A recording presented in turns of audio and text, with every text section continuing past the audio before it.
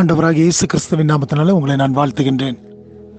மறுபடியுமாய் ஒரு புதிய நாளுக்குள்ளாய் பிரவேசிக்கும்படியாக தேவன் நமக்கு உதவி செய்திருக்கின்றார்.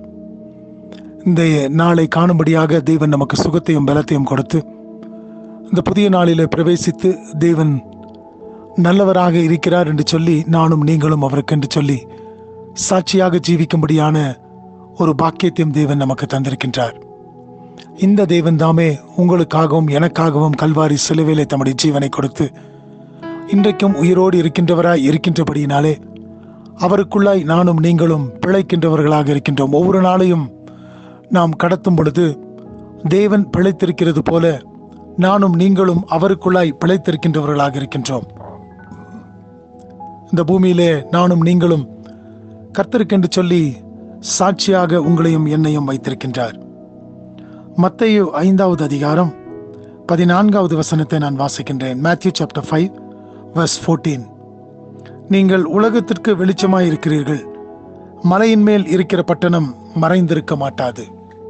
இந்த வசனத்தில் நாம் பார்க்கும் பொழுது ஆண்டவர் தம்முடைய பிள்ளைகளை பார்த்து சொல்லுகின்றார். அநேக காரியங்களை அதற்கு முன்பதாக நாம் பார்க்கின்றோம்.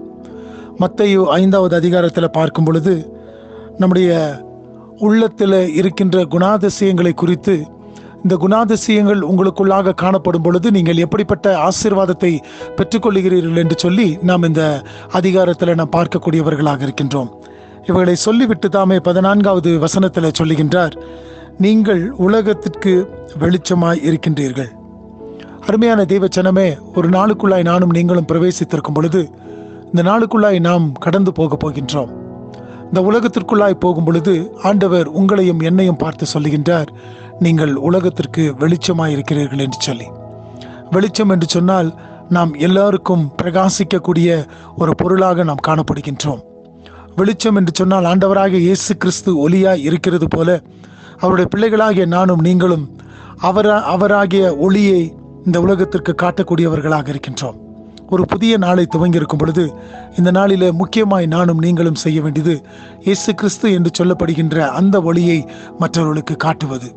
இயேசு கிறிஸ்து என்று சொல்லப்படுகின்ற அந்த ஒளி நம்மிலே பிரகாசிக்கும் என்று சொன்னால் மற்றவர்களும் அதை பார்த்து ஆண்டவரை அறிந்து கொள்ள முடியும். அது மாத்திரமல்ல, மலையின் மேல் இருக்கின்ற பட்டணம் மறைந்திருக்க மாட்டாது.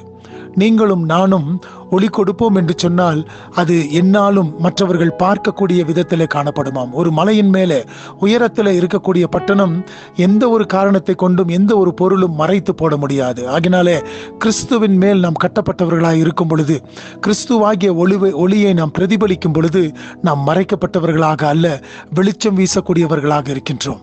ஆகினால இந்த நாளிலும் கூட நாம் ஒரு புதிய நாளுக்குள்ளாய் பிரவேசித்து இந்த நாளுக்குள்ளாய் கடந்து போகும் பொழுது தேவனுடைய வெளிச்சத்தை நான் மற்றவர்களுக்கு நான் தர வேண்டும். மற்றவர்கள் என் மூலியமாக அவரை ஒளியாக இயேசு கிறிஸ்துவை அவர்கள் காண வேண்டும் என்று சொல்லி இந்த விருப்பத்தோடு கூட தானே இந்த நாளுக்குள்ளாய் நாம் பிரவேசிப்போம்.